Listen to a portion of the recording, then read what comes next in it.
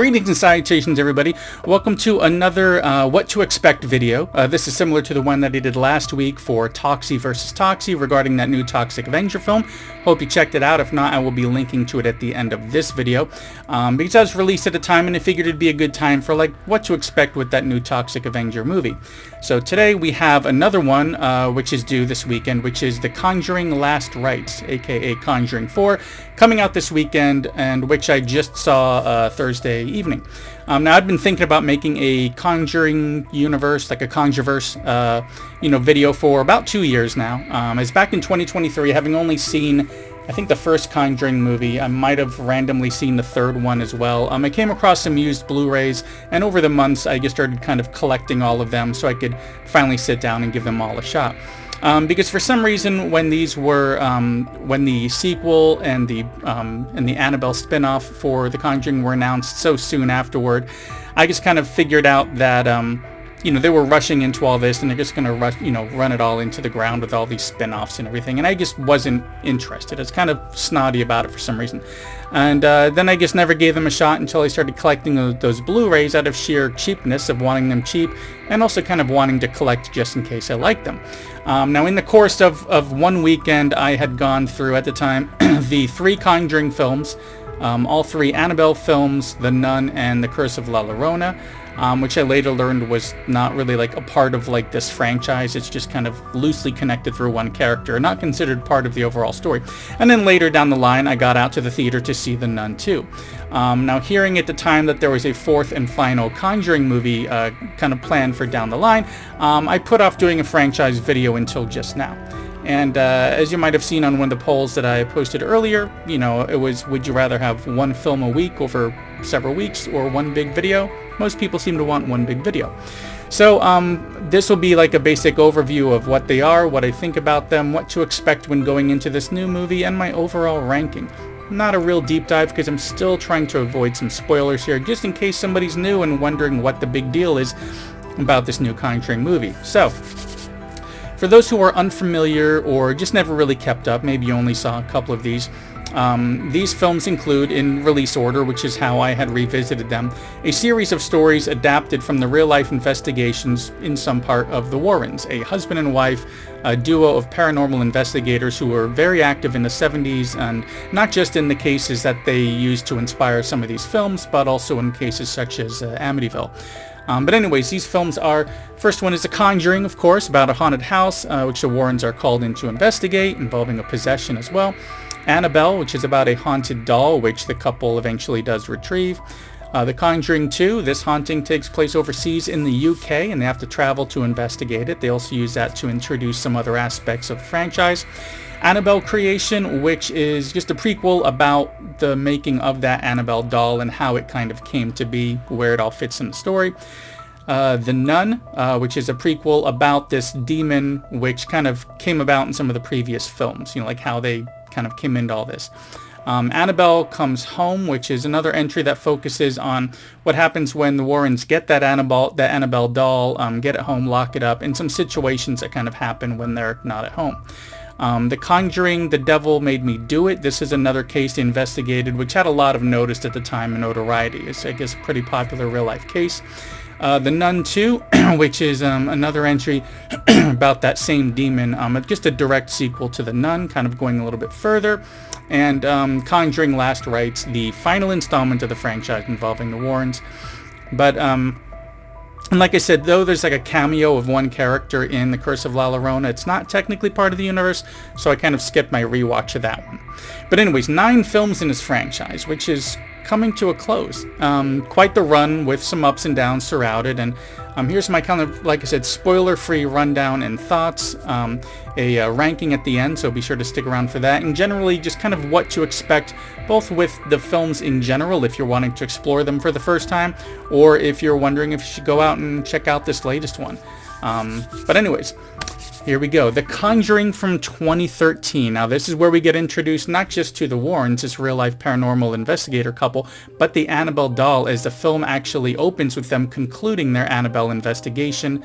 That's what they kind of bring Annabelle into the story there. But we also get some further scenes in here of them like conducting like a class presentation of sorts, this idea of kind of who they are and what they do. It's all about introducing the Warrens, but the main story outside of that is about a family.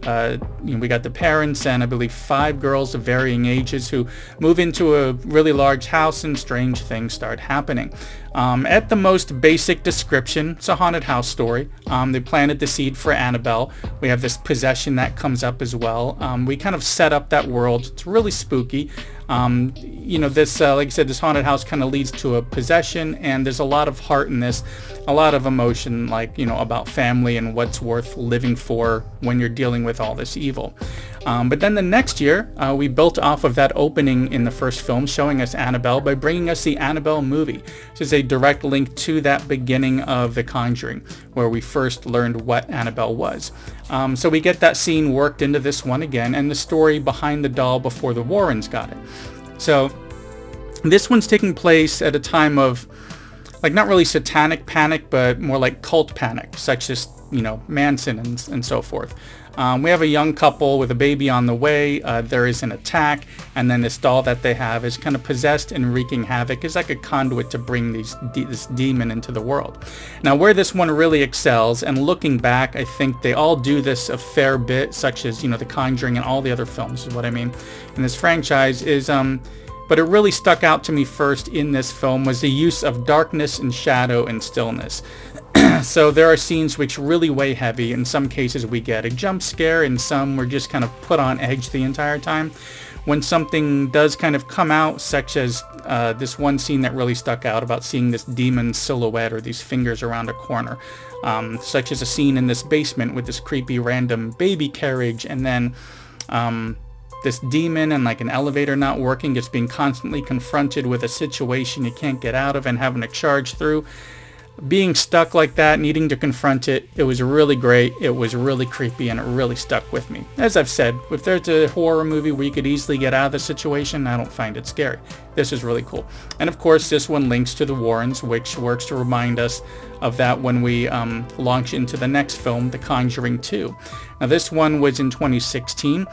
This one is a bit rough, and I'll kind of be readdressing this a little bit later, in that it's a little bit over 2 hours. That's a little bit long for me on like a haunting or any kind of horror movie. But it's mainly because they're building things out a lot more with this one. Specifically, they're setting the roots for the nun, as all of its roots are in this film and this demon behind it named Valak. But this one also involves this family in Britain. So again, it's a true account from the Warrens that they're kind of, turning into or using as inspiration for this film. So we have a lot of time spent with this family, so we can get to know them, their haunting situation, plus a lot of time with the Warrens in the US and how they become involved in the situation, have to travel, investigate, unlock more details about this nun and this demon behind it. So it is long. We do have some slow parts. Time spent away from the Warrens as we're trying to learn about this new family.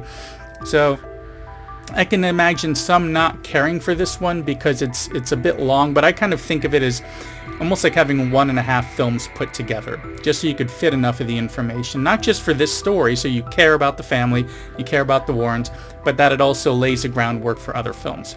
And believe it or not, they still kind of build out that nun character more in the background within the next film, the next Annabelle film, Annabelle Creation, from 2017. This one kind of shows how the doll was made, what situation led to it being able to be possessed, and involves a group of kids, girls like maybe 8 to 16 years old, these orphans who were taken in by this foster family, the family who had created this doll. They had a death of their daughter 12 years earlier, and it's really torn their lives apart. They're taking in these girls in hopes that it kind of brings more life into their family in a way. But of course, as they move in, strange things are happening. So they're trying to figure out how to deal with this demon, bringing in this priest to cleanse the Annabelle doll and so on. Now this one I'm going to be a lot more vague about to prevent spoilers because it does have some really great links to other movies in it. but where this one really, because of where this one specifically connects to the Annabelle movie with literal scenes crossing over. That there's that very strong link on top of all that, as this is a religious orphanage. So we also get more information slowly brought in, or at least reference for the nun, just speaking about this other convent from a few decades earlier, and seeing this mysterious figure in the picture. So they're still kind of planting that seed to remind us of that character. Spooky situation, scary haunting, family tragedy, but linking right into a scene from the original Annabelle movie, bringing things full circle again and feeling very episodic. A lot of these films start to feel that way. But then we finally get to the nun. So, we've had all these seeds planted about this demon and this nun. So we finally get this prequel taking place decades earlier and involving an investigation into well, let's just say an unaliving, because YouTube doesn't like the S word, of a nun and an evil kind of brewing and causing this event. One nice thing is that this one stars Taissa Farmenga. I don't know if that's exactly how to say her name, but she's a younger sister of Vera Farmenga from the Conjuring films. Now, I love this actress when she was in American Horror Story, and especially The Final Girls. She did a great job in this one as well. Of course, I recommend American Horror Story, that first season, and The Final Girls, which I have a video somewhere out there about. But anyways, this is where we get a lot more info about Valak, this demon in these nun films. And like the others, it links well. As one of the characters spoken about this was also mentioned in the very first Conjuring movie. Again, trying to be vague so I don't spoil these little twists here and there, but so it brings things full circle again. Lots of religious horror, seeing this young nun having her faith tested, working with this priest to try to vanquish this demon. Even though you're knowing as a prequel, something's still going to happen further down the line with it. Really good stuff. It is a tad slow in a few spots here and there. It's also very dark, both in the way it's kind of presented in general. It's dark and bleak, but also just visually how the film was made. So I definitely recommend watching this one on Blu-ray, or especially on 4K Blu-ray rather than streaming. I've always found that anything that's really dark or anything that has a lot of action works a lot better on physical media than trying to compress that signal on streaming. Anyways, that's a whole other video. But so now that Valak is kind of brought in full force, it seemed they wanted to wrap up the Annabelle one next by doing one final Annabelle Comes Home in 2019. So now we're on Annabelle Comes Home. Again, we've been hopping around between these different kinds of films within it, but we saw the original Annabelle movie. We saw how the doll was created. Now it's more about Annabelle once she's brought home. Now this one takes a bit of a detour in that by far it involves Ed and Lorraine Warren's daughter a lot more. It's mainly focused on her. She's being babysat while the parents are out. Babysitter has a friend over. This one has even more of that haunted house feel, in that basically the idea is curiosity brings about brings one of the characters to the room where they kind of store all of their weird supernatural stuff. Ends up being entered, objects are touched, Annabelle's let out, and then all this crazy stuff starts happening. There's random, spooky, and downright terrorific fun, to quote Terrific Lady there. It's kind of slowly unfolding in some ways, but then it really starts getting out of control more and more as they're trying to figure out what's happening in the house. While the daughter, she knows a little bit about what this is and what her parents have done to try to handle situations like that, but even with her knowledge, her and these kids, they're in way over their heads. While on the surface it sounds like a basic, kid causes a problem kind of story, the reason behind that is definitely much more heartbreaking, in that this curiosity comes from a girl wanting to contact her deceased father, who was killed in a way the girl feels very responsible for. So it's not just random, reckless curiosity, but it goes full force, and all the actors do great, as we get McKenna Grace, this actress who I've always felt like she's like 10 years ahead of her time acting-wise. Seen her in the Ghostbusters sequels, Young Sheldon. She had a very small scene in Captain Marvel. She's just been doing great. I think she's got a new film coming out soon. But her and these other actresses really have a lot of chemistry, really bring it all right back. I even got to meet her once about a year and a half ago. But after this one, this other haunted house kind of feel around Annabelle is kind of wrapped up, which definitely seems to be the last of the Annabelle movies. We take another bit of a detour to a story which, from what I recall, this film wasn't that well received. Mainly because, I would think it's because I mean, maybe I just wasn't paying attention to the speak about the film, as you know, about the other films at the time, as I was Conjuring 3. But Conjuring: The Devil Made Me Do It, aka Conjuring 3 from 2021, it does feel like a bit of a side story. It's not really directly connected with the other films, aside from some characters and small references. It is more of like its own standalone kind of story about a murder which happens, where the person claims they were possessed by a demon or by the devil. Another, you know, inspired by true story. There's actually newspaper accounts of this. And it kind of brings up this idea of, if we are expected to believe in God to the point where we will put our hand on a Bible and swear in court, then we have to be open to believing the possibility of that somebody could be possessed. But how do you prove that? How do you prove they were possessed? And really get down, you know, get down to what's behind this murder that had happened.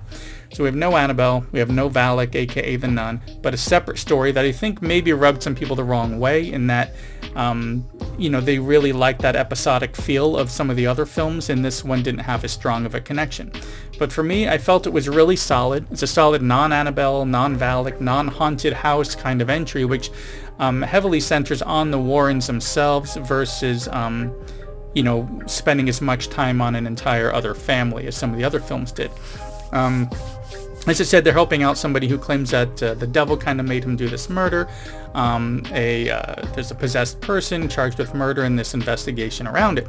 Now, I enjoyed this one a lot as a very, like, standalone one. This is an entry you can actually, I feel, jump right into watching without seeing anything before it and still probably enjoy it. And then the final one that I watched before heading out to the final Conjuring film was The Nun 2 Electric Boogaloo. Okay. It is not electric, and it does not feature any boogaloo. But this story is kind of takes place between The Nun and the first Conjuring movie, as it follows the idea that Valak has, you know, survived and is, you know, due to stuff going on, again, avoiding spoilers, working its way through Europe, and Taissa Farminga's character is called in to help. Taking place at a new location along the way. This is where the character Frenchie from the previous film is also now working, so it's kind of catching up with what happened with his character and what's happening with these new evil outbursts of sorts, these weird almost like hauntings or possessions happening. Now this one definitely gets a lot bigger, a higher budget it seemed. It fleshes out the Nun really well, and it felt like the final Nun film. Like there's no more stories to tell between that one and what happened in the other movies. The last little, it's kind of like that last little bit thrown in, filling in that gap between those films. But yeah, it was decent. I mean, that was the last one that I had at home, though. It kind of felt standalone, you know, just that and the Nun are their own separate thing. But that's the last one that I had at home. I finished watching that, and then about 3 hours later, headed out to the theater for the final film in the entire franchise, and that includes all the Nun and the Annabelle stuff, The Conjuring Last Rites. Now, they put last in the title, so that kind of reinforces what's been mentioned in the marketing, what the producers have been saying, that this is the final film out of all this Conjurverse. And they really went out with a bang. Now, this is inspired by another real case that they investigated in the mid-'80s in Pennsylvania. Their daughter is now grown and ready to get married. Ed is getting older and considering retirement due to this heart issue that they featured in the previous installment. This one opens and closes with a case that's a bit more personal. You know, we get this intro with an artifact from when the Warrens were young and just starting out, and it kind of coming back later, pulling them in via this other family, who they were reluctant to help because the heart condition and the media circus around all this. But they really went all out with this one. So, as this is the newest and final one, and still avoiding spoilers, they went above and beyond in this one. It is still a bit long, similar to like Conjuring 2. This one's 2 hours and 15 minutes or so. So, yeah, similar to Conjuring 2, as we get a bit more backstory that we have to kind of balance out a lot of information about the Warrens and this other family before bringing those two stories together. So similar pace as Conjuring 2. But the visual effects are top-notch in this one. They really stick to and amplify that silence, darkness, and shadows. Jumps here and there, but not so annoying as like a little gotcha, gotcha, gotcha thing amount. Genuine fright, suspense, and mystery. Now, there's lots of little callbacks to earlier films in this, especially with several characters portrayed by the same actors, coming in either to reprise their role for just a couple of lines of dialogue, maybe to help facilitate something about their history with the Warrens, to fill in anybody who isn't as familiar in the franchise, and what kind of work they did for them, so they can kind of move, the story through, or even just some quick silent cameos toward the ending, seeing some of them show up. And they really make it clear that this is a final entry. They touch back, address some previous references, stuff about their lives. They the big bad that was kind of linking all of that together. They wrap it up very nicely with some text summarizing some final bits about the Warrens before their passing. Now, before giving my ultimate ranking of sorts on all this very long and rambly video here, and overall thoughts, a quick bit about the Warrens. Now, this is not, as I said, a deep dive video about them, about if they were legit or not. There are plenty of very well-produced videos out there to check out, and I encourage you to seek them out if interested. But I will say this, the Conjuring films, the 4 of them, are directly inspired by cases they worked. The Annabelle films, those 3, are stories that were inspired by the existence of this doll, but they're not based on anything investigated or any real situations around the doll. And the Nun films are complete fiction, simply based within this world, even when it comes to some portions worked into The Conjuring 2, like worked into the background of any other films. This is complete fiction that they just set in this world that they've been building. So these aren't films to go in expecting you should believe them all as true stories or as documentaries. These are works of fiction, with the only link to truth being that this couple and their investigations, and some of those used to inspire some of these films. Now, with all that being said, it shows in my rankings that the ones based on their investigations, of their real-life investigations, definitely are my favorite, meaning the 4 Conjuring films. So I would rank these: Conjuring 1, sometimes because the first one's always the best; Conjuring 2, as they kind of flesh things out; this latest Conjuring, as they brought everything full circle, Conjuring Last Rites; and then final one, Conjuring Devil Made Me Do It. It's very standalone. After that, I would go right into ranking the Annabelle films along with them. Annabelle Comes Home, I just think there was a lot of cool stuff going on in there. Annabelle Creation, as the way that links to other things and seeing the history of that first doll. Definitely some very creepy stuff, and I love how episodic that was. And then finally, Annabelle. Just that nice, I think late 60s, early 70s kind of throwback film about the first occurrence of the issues with this doll in that situation. Now, and then after that, The Nun Part 1 followed by The Nun Part 2. So Conjuring 1, Conjuring 2, Last Rites, Devil Made Me Do It, Annabelle Comes Home, Creation, Annabelle, The Nun 2. Now, to be clear, I did enjoy all 9 of these. I don't consider the Nun films to be bad, just at the bottom. I feel like the Conjuring ones, having been inspired by true cases, felt the most real, the most believable, and therefore the most scary.